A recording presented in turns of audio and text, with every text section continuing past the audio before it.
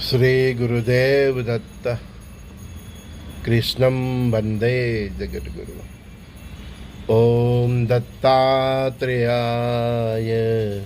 विश्वगुरु परब्रह्म स्वरूपाय श्री गुरुदेवाय अवधूताय नमो नमः। ओम दत्तात्रेयाय विश्वगुरु परब्रह्म स्वरूपाय श्री गुरुदेवाय अवधूताय नमो नमः। कृष्णं वंदे जगद्गुरु। परस्पर देव भावथी सर्वे सखाओ मित्रों भाइयों बहनों दीकरीओ ने दीकराओने सर्वे गुरु भाइयों ने मारा प्रणाम प्रातःकालના वंदन। શ્રી ગુરુદેવ દત્ત। નિત્ય આપણે સતના સંગે જઈ રહ્યા છે। નિત્ય આપણે અહીં સંવાદોથી સતના સંગે જઈ રહેલા છે।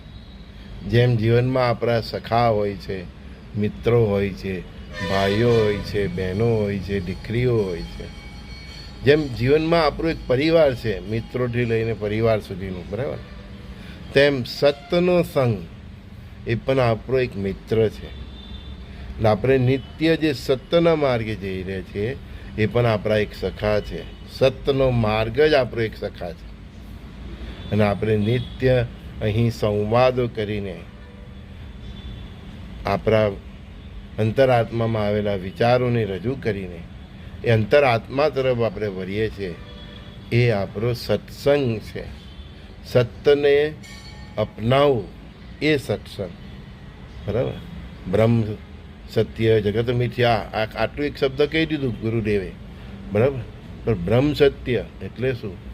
જે આ સનાતન ધર્મ છે અને એની જે સંસ્કૃતિ છે એના સત્યને પહેચાનવું, એને ઓળખવું એમ કે આપણે બ્રહ્મમાં તો નથી જીવી રહ્યા ને એમ। બ્રહ્મ ભાંગે પર બ્રહ્મ રે એવા સત્ય તરફ વળવું એ સત્સંગ। બ્રહ્મ ભાંગે પર બ્રહ્મ રે એવા સત્ય તરફ વળવું એ સત્સંગ। નિત્ય આપણે બ્રહ્મથી દૂર રહેવાનું છે એમ। બ્રહ્મને સમજવાનો છે કે આપણા સંબંધો, આપણા વ્યવહારો, આપણી રોજિંદી પ્રક્રિયામાં આપણે કેટલા બ્રહ્મમાં જીવી રહેલા છે એ બહુ સમજવું જરૂરી છે, બરાબર।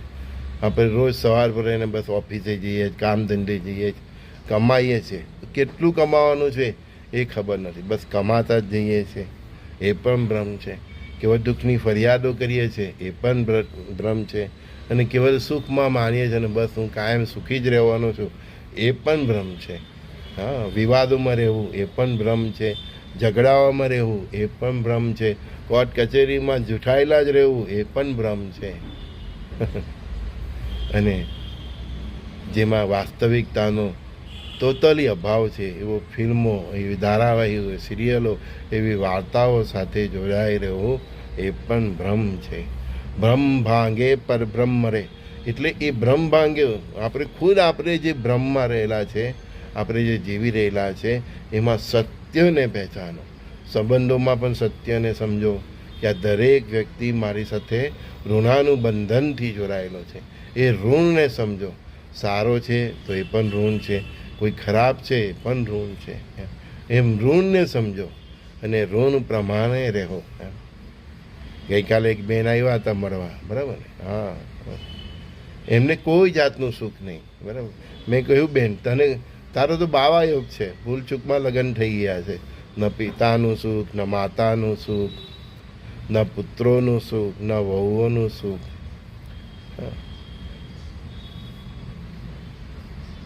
તો સત્યને પહેચાનો। બહુ વિવાદ છે તો દૂર થઈ જાઓ, શાંતિથી જીવો।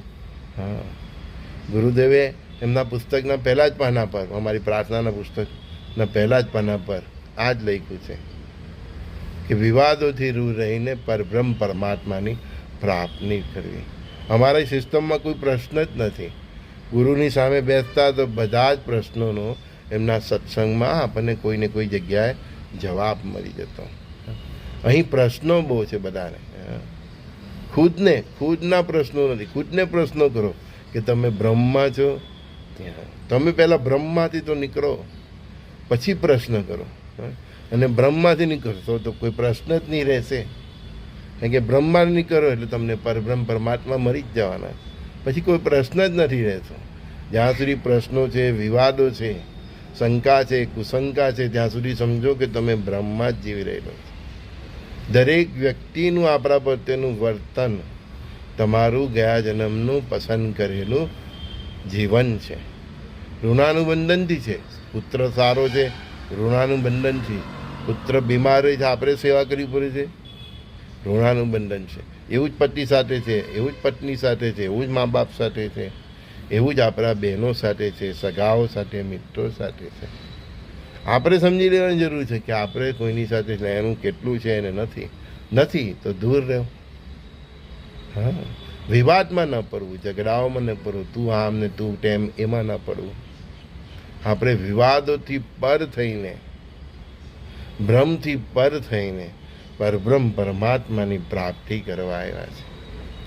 બસ આ રીતે હું તમને જે કહું છું ને એ રીતે જીવી જાઓ. તમારા અડધા પ્રશ્નોનો એમ જ અંત થઈ જાય. તમારી અડધી પીડાઓનો તો એમ જ અંત થઈ જશે કે જે પીડાઓ તમે ખુદ ઊભી કરેલી છે ને ખુદ ગૂંચવણમાં છે. એમ સંસારમાં પડો એટલે પહેલી ગૂંચવણ ત્યાંથી જ ચાલુ થઈ જાય. બાળકો આવે એટલે ગૂંચવણનું બીજું વર્તુળ. એમ સંસાર એટલે જ સંસારમાંથી સાર ગ્રહણ કરીને આજે બહુ સ્માર્ટ લોકો હોય છે, લગ્ન જ નહીં કરતા, ભગવાનની ભક્તિમાં ચાલ્યા જાય છે. એને ખબર છે આ 20 ચક્ર છે, એમાં ભેરવાય તો ભાઈ અમારી બહાર નહીં નીકળે. પણ ભેરવાઈ ગયા છે તો મેં તમને આપ્યું છે બહુ સીધી ને સરળ ફોર્મ્યુલા. વિવાદોથી દૂર રહેવું, સંઘર્ષોથી દૂર રહેવું અને બ્રહ્મમાંથી દૂર રહેવું. આપણે હરીફાઈઓ અદેખાઈઓમાંથી દૂર રહેવું. હરીફાઈ તો આપણે શ્રેષ્ઠ મનુષ્ય બની રહેવાની હોવી જોઈએ. તો હરીફાઈ તો શ્રેષ્ઠ મનુષ્ય બની રહેવાની હતી, પણ મનુષ્ય વ્યવહારમાં પડી ગયો અને પછી એ વ્યવહાર એનો વેપારમાં ફેરવાઈ ગયો. તો જે શ્રેષ્ઠ મનુષ્ય બનવાની જે તક પરમાત્માએ અહીં તમને પૃથ્વી પર જન્મ આપીને આપી છે એને આપણે વેરફી રહ્યા છે. પહેલાં મનુષ્ય બનો. દરેક વિવાદોથી પર થઈ જાઓ. વાદ વિવાદ તમારી ભીતરની શાંતિને ખોળી નાખે છે. તમે ખુદને નથી ગોઠવી શકતા, તમારા અંતર આત્માના અવાજને નથી સાંભળી શકતા, તો પરબ્રહ્મ પરમાત્માને કેવી રીતે મેળવશો? પરમાત્માને મરવું અને મેળવવું બહુ સહેલું છે. એક જ ફોર્મ્યુલા તો આપ્યો, વાદ વિવાદથી દૂર રહેવું, ભ્રમથી દૂર રહેવું. તમે ભ્રમમાં તો નથી જીવી રહેલા. બસ 2 લાખનો પગાર છે, આ લઈ લઉં, તે લઈ લઉં, આના EMI કરી દઉં, આમ ખરીદી લઉં, એની આટલી કિંમત થઈ જશે, આમ થઈ જશે, તેમ થઈ જશે, ડબલ થઈ જશે, ટ્રિબલ થઈ જશે. પરમાત્માએ તને જે આપ્યું છે તેનો તે કેટલો ઉપયોગ કર્યો, કેટલો સદુપયોગ કર્યો. મોટે ભાગે લોકો પાસે ધન સંપત્તિ આવે છે, આ બધો આટલો વિકાસ તો એમને નથી થયો. પણ જોવો છો તમે વિકાસ જે થયો છે એ પૈસા ક્યાં નાખે લોકો? દૂર અને ડેફામાં.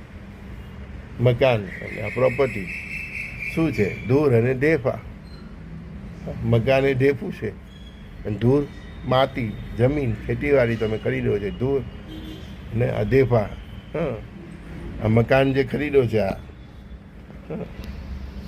એ શું છે? ડેફું છે. આટલો વિનાશ થાય છે, તમારી નજર સામે જોઉં છો. પાણી, ભૂકંપ હતું ન હતું કરી રહી છે. લાખો રૂપિયાની ગાડી એ તણાઈને જાય છે, લાખો રૂપિયાની હોટલો, મોલ, બધું એના માટે પ્રકૃતિ તમને સમજાવે છે કે આની કોઈ વેલ્યુ જ નથી. તે જેને ભેગું કર્યું છે. તમારું સોનું ચાંદી પણ તણાઈ જાય છે, અરે તમે ખુદ પણ તણાઈ જાઓ છો, તો શેની વેલ્યુ છે? સમજવું જોઈએ. એ વસ્તુ એટલી ઇમ્પોર્ટન્ટ હોય તો જળ એને સ્પર્શ નહીં કરવો જોઈએ. હોલિકાને વરદાન હતું કે અગ્નિ એને સ્પર્શ નહીં કરે, પણ અસત્યનો માર્ગ લીધો તો પ્રહલાદને સ્પર્શ નહીં કર્યું. હોલિકાને સ્પર્શ કરી ગયું, વરદાન હતું તો ભસ્મ થઈ ગઈ. હે ને? તો એ અગ્નિ પ્રહલાદને સ્પર્શ નહીં કર્યો. તો જળ કે અગ્નિ કે આ પંચતત્વો તમને કેમ સ્પર્શ કરે ને તમારું કેમ છીનવી જાય છે?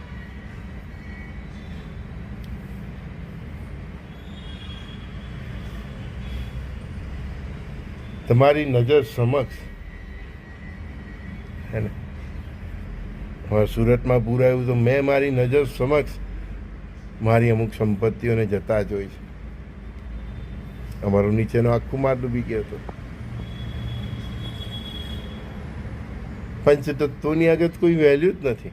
તમે જે શરીરને આ બોલો છો, શરીરનો જે તમને આ બહુ મોહ છે, એ પણ પંચતત્વોનું જ બનેલું છે ને એમાંનું જ એક તત્વ એને ભસ્મ કરી રહી છે મૃત્યુ થયા પછી. કોઈ જળમાં એને વહી કરી દે, કોઈ દાટી દે છે. પંચતત્વનું શરીર ફરી પંચતત્વને જ સમર્પિત થઈ જાય છે. તમને એનો મોહ શેનો છે? જે તું છે તેનો તને મોહ નથી. એને તો તું પહેલાં ઓળખ. તને મોહ હોજે તો તારી જાતનો હોજે, તારી આત્માનું હોજે. અને તને મોહ શેનો છે? આ પંચતત્વથી બનેલું શરીર. અને તારા પુણ્ય જે ભેગા કરે છે એનાથી તું પાછા ધૂળ ને ઢેફા જ ભેગા કરે છે. સોનું ચાંદી બધું ધૂળ ને ઢેફા જ છે. જ્યાં સુધી તમારા હાથમાં છે ત્યાં સુધી એની વેલ્યુ છે, તમારા કબજામાં છે. ને ભગવાન અહીં ખાલી તમને કબજેદાર જ બનાવે છે. અને કબજો પણ પ્રકૃતિના પરલય થાય છે તો તમારી નજર સમક્ષ છોડાવે છે. બધું જ જળમાં વહી જાય છે, ભૂકંપોમાં નાશ પામી જાય છે, અગ્નિ જલાવી દે છે, વાયુ ચક્રવાત રૂપે નાશ કરી દે છે, આકાશ જળ વરસાવીને વીજળીથી પૂરું કરી નાખે છે. તો પણ આપણે સમજતા નથી. અને ધૂળ અને ઢેફા માટે આખો દિવસ દોડ્યા કરીએ છીએ અને પોતાની અંદર રહેલા આત્માને ઓળખવાનો પ્રયત્ન પણ નથી કરતા. ઘણાને આ ચામડીના શોખ છે, કોઈને ફરવાના શોખ છે, કોઈને ખાવા પીવામાં જ જિંદગી પૂરી કરી રહી છે. જે ખાય છે તે પણ બધું માટી જ બની જાય છે, એક જ રંગ.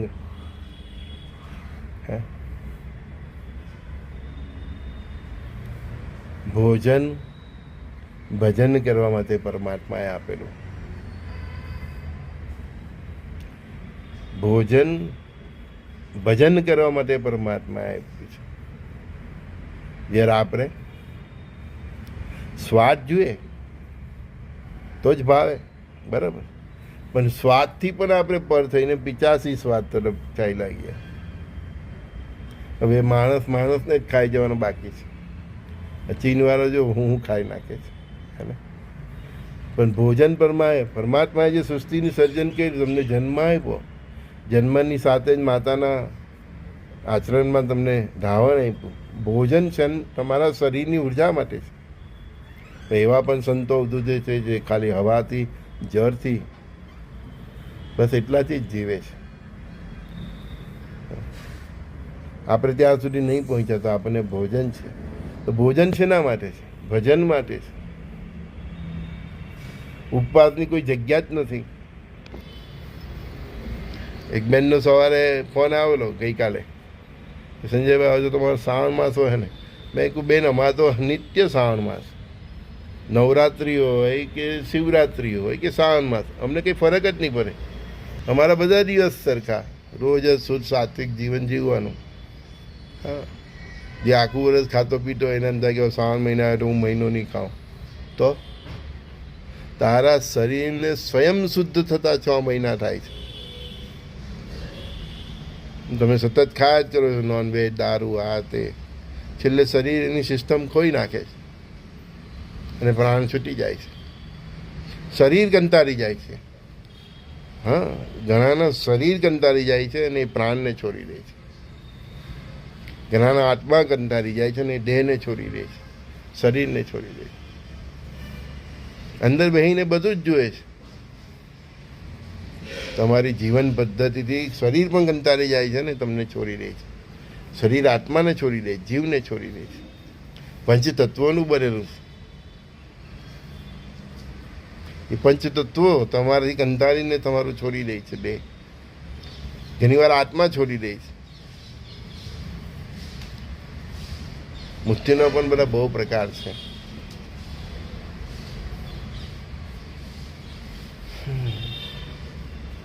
એને કંઈ ખબર જ નહીં પડે સાવન આવ્યો કે ભાદરવો આવ્યો. અમારે એ દૂધનું દાળ ભાત શાક રોટલી. ઉપવાસ તો પરમાત્માની નાચ છે, કરવો જ નહીં. સીધું જ ઉપનિષદમાં સમજાયું છે. ઉપવાસ એટલે ની પાસે વાસ. હા, તમે ભગવાન શિવ પાસે બેઠા, મહાદેવ એટલે મહાદેવ પાસે બેઠા, મંદિરમાં બેઠા કે તમારા દેવસ્થાનમાં બેઠા, બસ એની ભજન મસ્તીમાં ખોવાઈ ગયા. અને એવા ખોવાઈ જાઓ કે શરીરનું ભાન ભૂલી જાઓ. તમે અને એ મહાદેવ, તમે અને રાધા કૃષ્ણ, તમારી કુળદેવ એવા એકાકાર થઈ જાય. તમે અડધો પોણો કલાક, 2 કલાક, 3 કલાક બસ તમે એની મસ્તીમાં રહો. એ ઉપવાસ. એટલા સમય એટલો સમય તમે કંઈ ખાધું પીધું નહીં, એ ઉપવાસ. ભગવાને ભૂખે મરવાનું કહ્યું જ નથી. હવે આજે ગુરુ પૂર્ણિમા છે, માનો કે તમે ગુરુની પૂજા કરવાની છે, તમે સવારે ચા પીને પછી જઈએ એમ એવો ભાવ કે ગુરુની પૂજા નહીં થાય ત્યાં સુધી આપણે ચા પાણી નાસ્તો નથી કરવો. પણ અમારે ગુરુદેવ પહેલાં જ નાસ્તા પાણીની વ્યવસ્થા કરી દીધેલી હોય. હા, એને 12 ભોગ કહે. ને 12 ભોગ બપોરે 11-12 વાગ્યા સુધી કન્ટિન્યુઅસ ચાલે. પછી જમવાના થાય ને જમવાનું હોય. આ પછી ગુરુની પૂજા પણ ચાલ્યા જ કરે. ભગવાને અમારી સિસ્ટમમાં ઉપવાસ છે જ નહીં. 4-5 ઉપવાસ કરીએ અમે. દેવઉઠી, દેવસુતી 11, શિવરાત્રિ પહેલાંની 11, શિવરાત્રિના દારેનો ઉપવાસ, એવા 4-5 છે ઉપવાસ. બસ એટલું જ કરવાનું ગુરુ મહારાજે કહ્યું છે. આ તો કોઈ સોમવાર કરે ને કોઈ ગુરુવાર કરે ને બસ 11 કરે છે, સારું છે. પણ બધી મનોવૃત્તિમાંથી આપણે દૂર થઈ જઈએ પછી 11 કરીએ તો એનું ફળ મળે. દુનિયાભરના તમારા જીવનમાં ડખા, તમે ખુદ ડખા ઊભા કરો લોકોમાં, અને પછી 11 કરો એનું શું ફળ મળે? મહાબલમ મહાતેજમ અંજનીપુત્ર જીતેન્દ્રિયમ નમસ્તે એકાદક્ષમ રુદ્ર બ્રહ્મચારી હનુમંત કરો. હનુમાન જેવું જીવન હોય ને એકાદશ કરીએ તો ફળે હો. હા, દુનિયાભરનું તમારું અસ્તવ્યસ્ત જીવન, વ્યભિચારી જીવન, પછી 11 કરો શું ફળ મળે?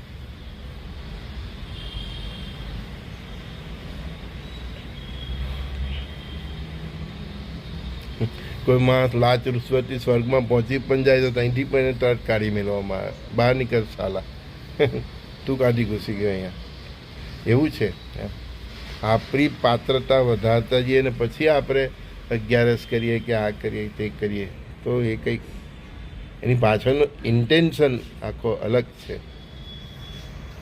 ઘણા હવે આખું 3 મહિનો કરે એટલે હું આખા વર્ષના પાપ ધોવાઈ જાય. હે,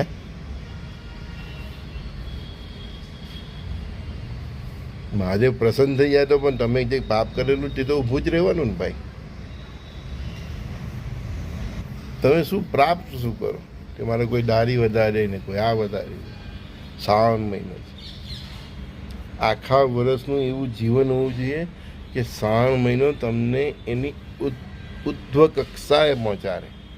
આખું વર્ષ શ્રાવણ મહિના જેવું તમારું જીવન હોવું જોઈએ. ભાઈ શ્રાવણ મહિનો કરો છો તમે તો એ તમને તમારું આધ્યાત્મિકની ઊંચાઈ સુધી પહોંચાડે. સમજાય છે? હા, આખું વર્ષ બેફામ જીવો.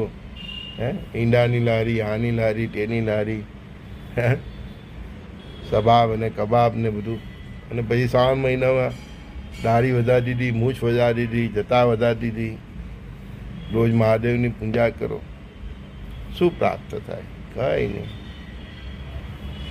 મહાદેવ ઉપર દોરેલું પાણી એમ જ વહી જાય છે. આખું વર્ષની એવું જીવન હોવું જોઈએ.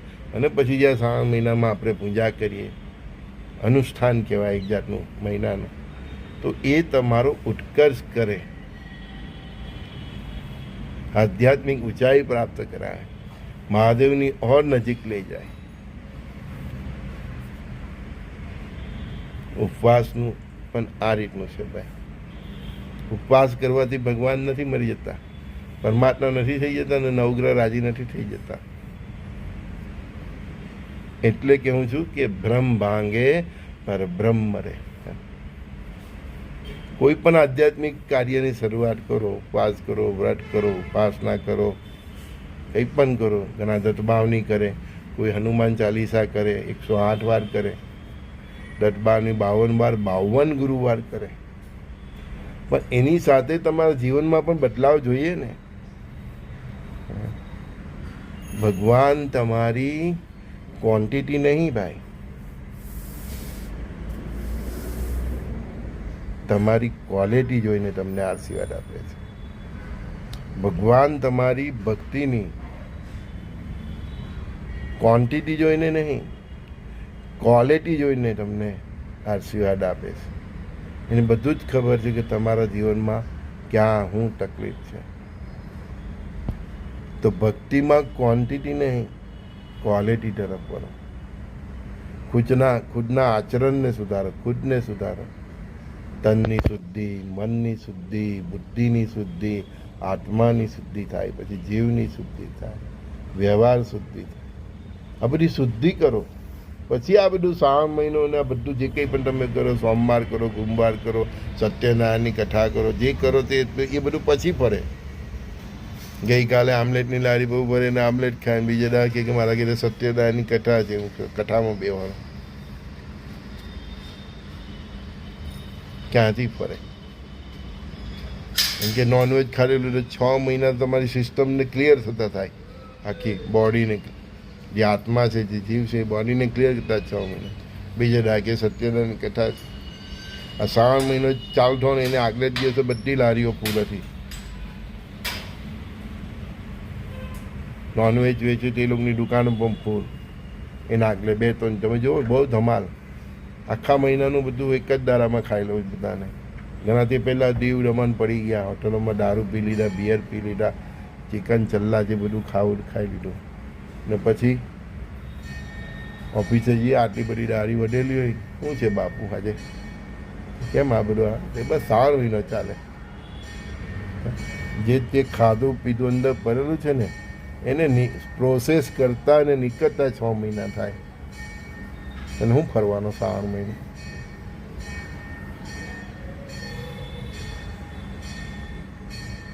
આ નાટકોમાંથી બહાર આવવાની જરૂર છે. અને આ નાટકો એ જ ભ્રમ છે. આરતી થાય છે પાછી, સાક્ષી પૂરે જ પરમાત્મા. ઘણા સમાજ એવું હોય કે હું તો જૈન, હું મારવાડી, હું શીખ, આ ઈસાઈ, અમે તો આ નહીં કરીએ, આ નહીં કરીએ, આ નહીં કરીએ. તારું કર્મ શું છે પણ તો છે. આપણે બધાને વ્યાજે પછી ઉછીના પૈસા આપીએ, વ્યાજે આપીએ. વ્યાજ ખાવું પણ હરામ છે. કોઈ 2% લે, 3% લઈને એટલું વ્યાજ લે કે પેલો ચૂકવી નહીં શકે ને માણસ સુસાઇડ કરી લે. શ્રાવણ મહિનો આવ્યો. શ્રાવણ મહિનામાં ભગવાનની ભક્તિ કરવા માટે એ પહેલાંના જે 11 મહિના છે ને ભાઈ, એમાં શુદ્ધ સાત્વિક થવું પડે, ચરિત્ર સાચવીને જીવવું પડે. અને પછી શ્રાવણ મહિનામાં તમે ભક્તિ કરો તો મહાદેવ બોલતો થઈ જાય.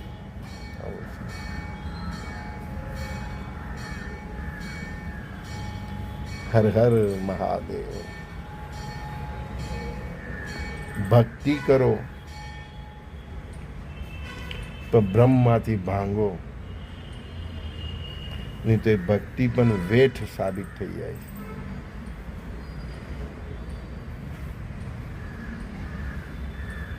આપણે વાટકી વ્યવહાર પણ ચાલતો હોય ને તો મોહલ્લામાંથી અમુક ઘરથી આવે ને તો આપણને સારું લાગે, ખાવાનું મન થાય, બરાબર.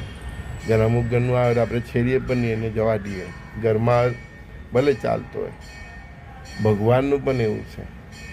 આપણી પૂજા, આપણી ભક્તિનો શિકાર આપણો ભાવ જોઈને તો કરે છે, પણ આપણું જીવન જોઈને પણ કરે છે. આપણું જીવન પણ એવું હોવું જોઈએ ને. સુદામાના મુઠ્ઠીભર તાંડુલને દ્વારકાધીશે એવા ખાધા કે જાણે એ અમૃત હતું, એટલા ટેસ્ટથી ખાધા દ્વારકાધીશે. એકદમ ગરીબ સુદામાના, કારણ કે એની પાછળ એનો ભાવ, એનો સમર્પણ અને એનું જે જીવન હતું. તમારું જીવન એકદમ, તમારું જીવન કેવું છે તમે જ જોઈ લો. પછી તમે દ્વારકાધીશને 56 ભોગ ધરાવો, સોમનાથને ધરાવો, તમારા મંદિરમાં ધરાવો, ભગવાન સ્પર્શ પણ નહીં કરે. તારી કમાણીનો સ્ત્રોત તો જો, તારું જીવન તો જો. પવિત્ર આત્મા, એનું જેનું જીવન પવિત્ર છે, એને ધરાવેલા પાંડુલને પણ દ્વારકાધીશ ચાવી ચાવીને ખાય છે અને આંખમાંથી આંસુ નીકળે છે. એવો એનો ભાવ ને એનો ટેસ્ટ હે ને. દ્વારકાધીશ વૃંદાવનને એની ગોપીઓના માટલા તોડીને એનું માખણ ખાઈ જતા હતા. એ લોકોનું એવું જીવન હતું. જેટલા સાધુ અને તપસ્વી હતા તે પરમાત્માની સાથે એ બધી એ લોકોએ પણ આ રીતે જન્મ લીધા હતા, પરમાત્માની લીલાના સાક્ષી બનવા માટે. કેવું ભાગ્ય એ લોકો. કંઈ પણ કરો, કર્મ કરો, અનુષ્ઠાન કરો, પણ એ પહેલાં તમારું જીવન સુધારો. નવરાત્રિ આવે એટલે કે 9 દિવસ ઉપવાસ. હું તો બહારનું નહીં ખાઉં, હોટલનું નહીં ખાઉં, બરાબર છે. એના પહેલાં તે બધું દુનિયાભરનું ચિકન, ચલ્લા, મરઘા, દારૂ બધું ખાઈ નાખ્યું. તેનું હું એ પછી તમને નવરાત્રિ ફરવાની છે. તમારો આ પ્રોસેસ તો 6 મહિના તો એને ક્લિયર થતા થાય. આખું વર્ષ તમે કંઈ નથી ખાતા પીતા, તમારું શુદ્ધ સાત્વિક જીવન છે, અને તમે નવરાત્રિ કરો તો તમને નવરાત્રિ ફરે. તમારી ચૈતન્ય જાગૃત થાય, તમારી આત્મા પરમાત્મા સાથે કનેક્ટ થાય. બહુ ઊંધો વિષય છે. આવજો રૂબરૂ, કરીશું સત્સંગ. હા, તો અડધો કલાક થઈ ગયો, જો 27 મિનિટ બતાવે છે.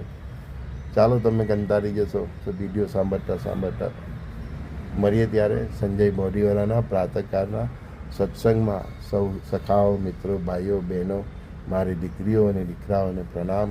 ગુરુદેવ દત્ત.